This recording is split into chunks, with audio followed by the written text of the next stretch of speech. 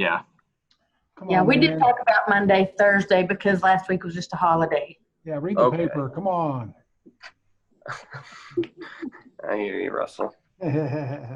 All right. Well, Commissioner Shelton's not joining us, so I just got sent the report from the health department, so I'll just read those real quick. We're at 170 positive cases now, 2,171 negatives, 172 pending.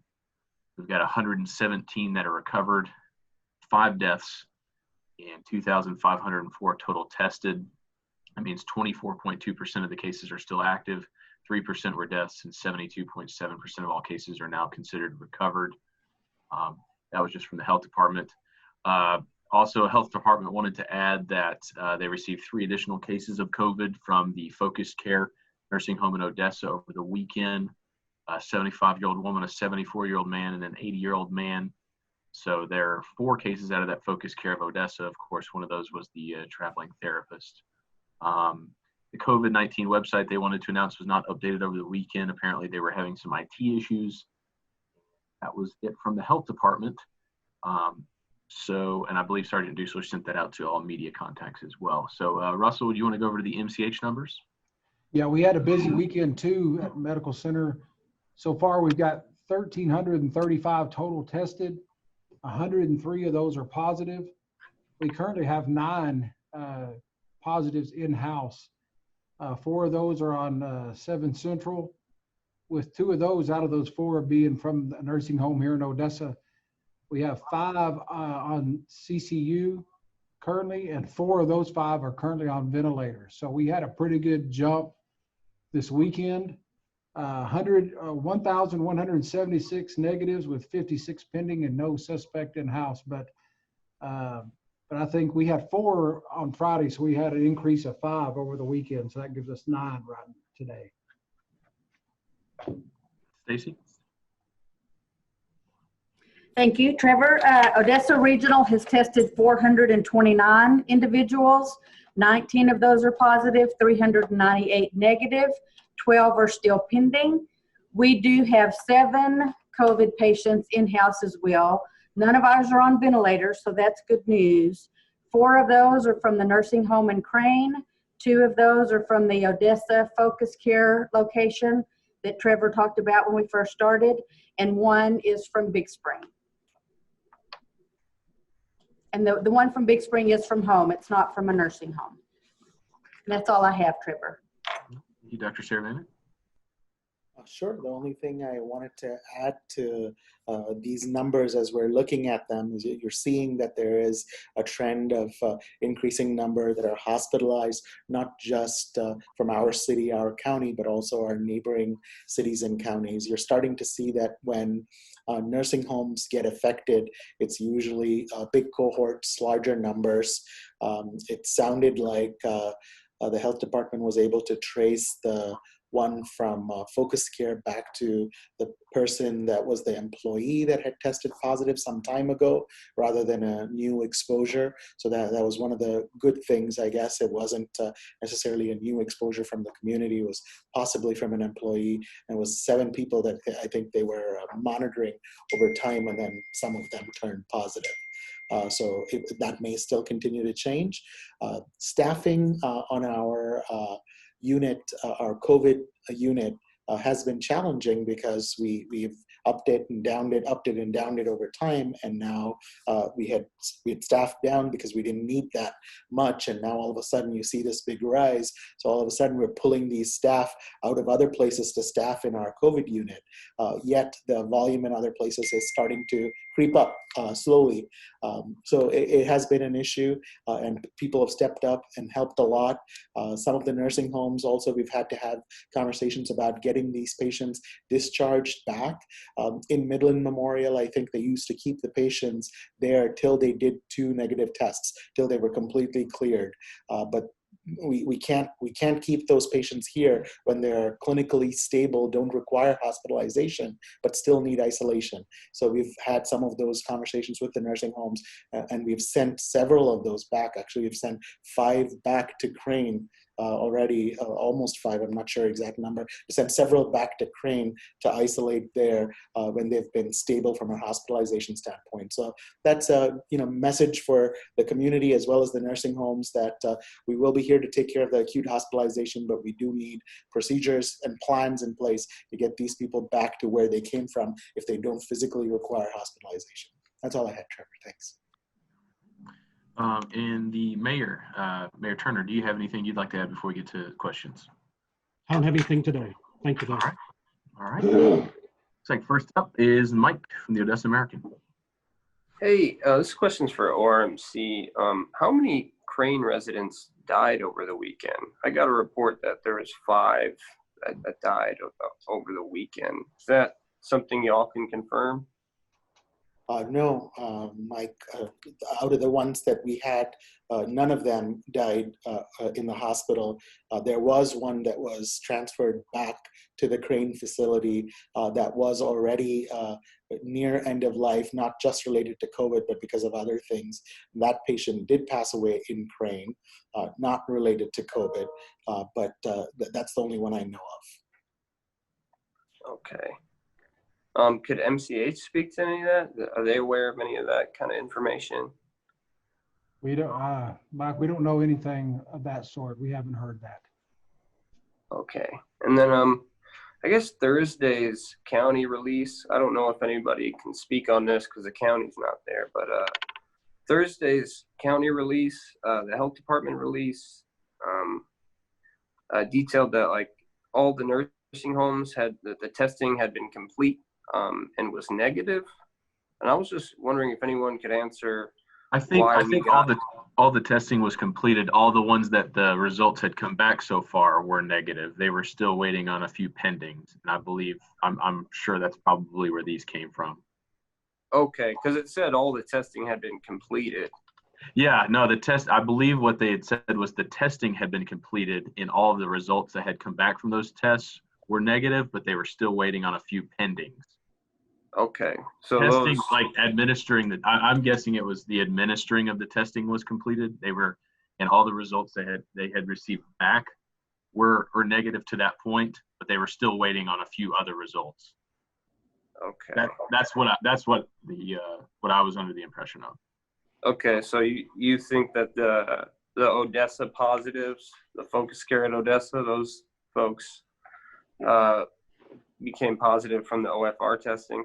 I believe that. I can't confirm that 100%, but I believe that is the case. Okay. Okay. And then I guess I'm trying to look at the Thursday report to see, but I think that was the case. I know they were still, as of Thursday, still waiting on a few results.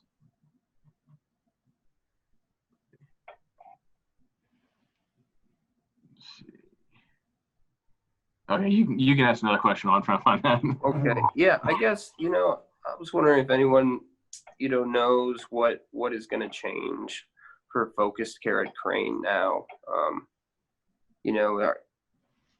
Is someone going to come in to help them, or is it just still the focused care staff doing what they can?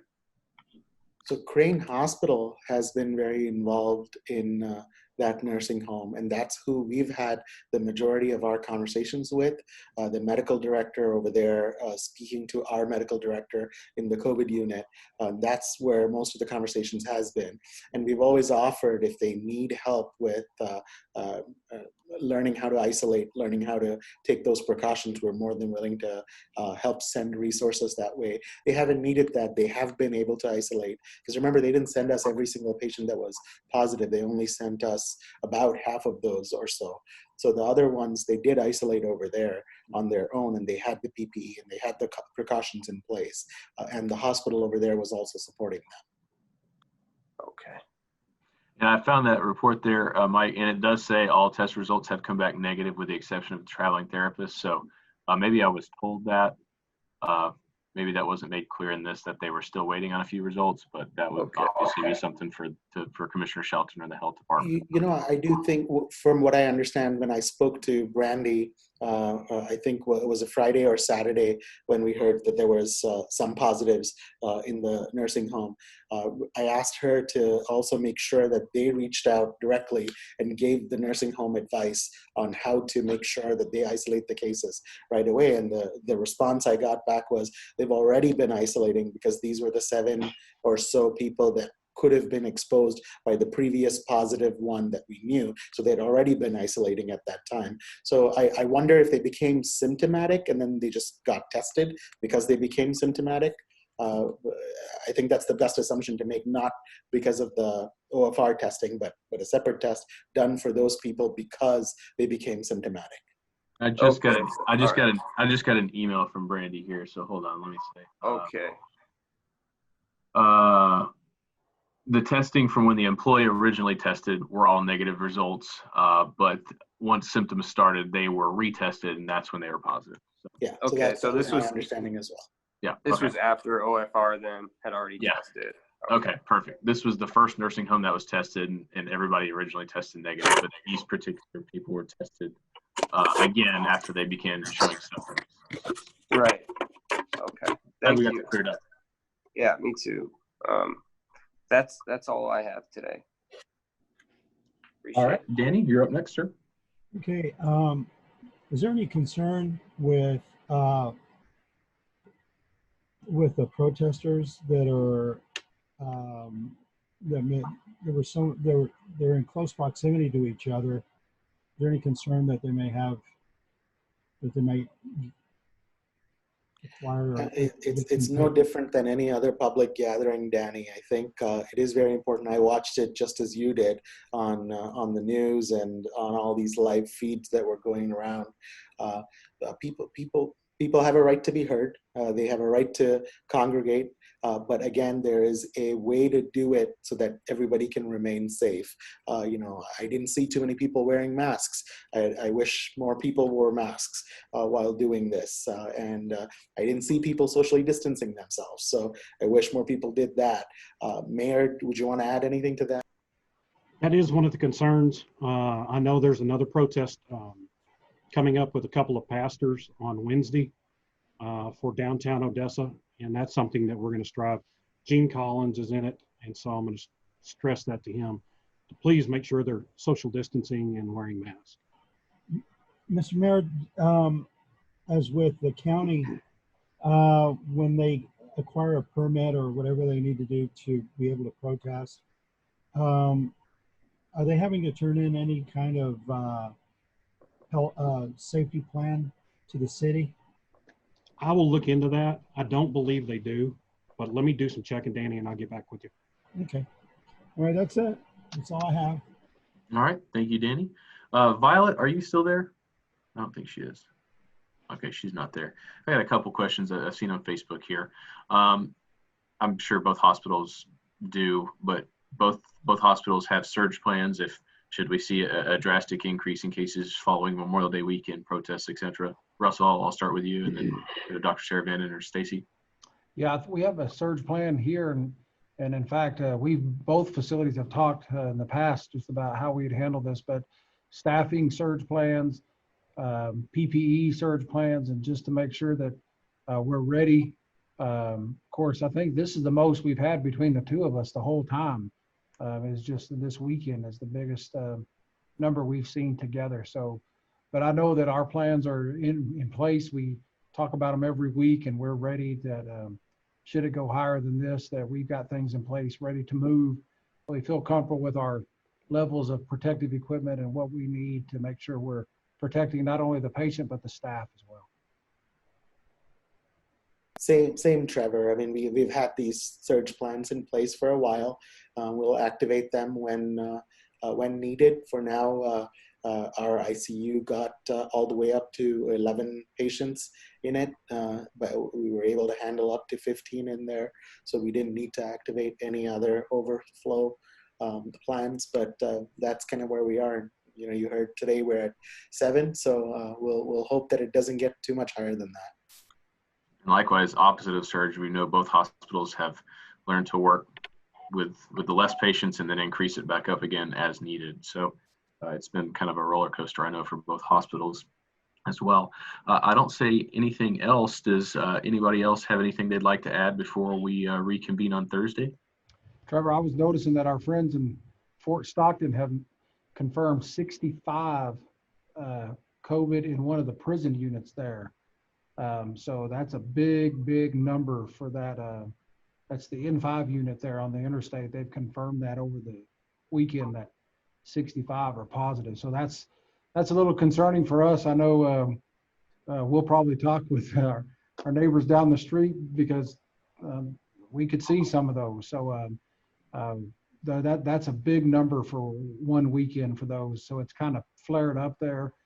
So we'll keep them in our thoughts and prayers, but also we'll be ready for that. But that's a 65 over the weekend's a big number. Anything else, anybody? All right, Russell, do you want to finish this off? Well, it'd only be appropriate today to talk about Matthew 22:39. Given everything we've got going on in our world, the good book tells you to love your neighbor as yourself, and to love others. And I think that's pretty important in today and what our nation is experiencing. Not only to love each other, but to pray for each other and care for each other.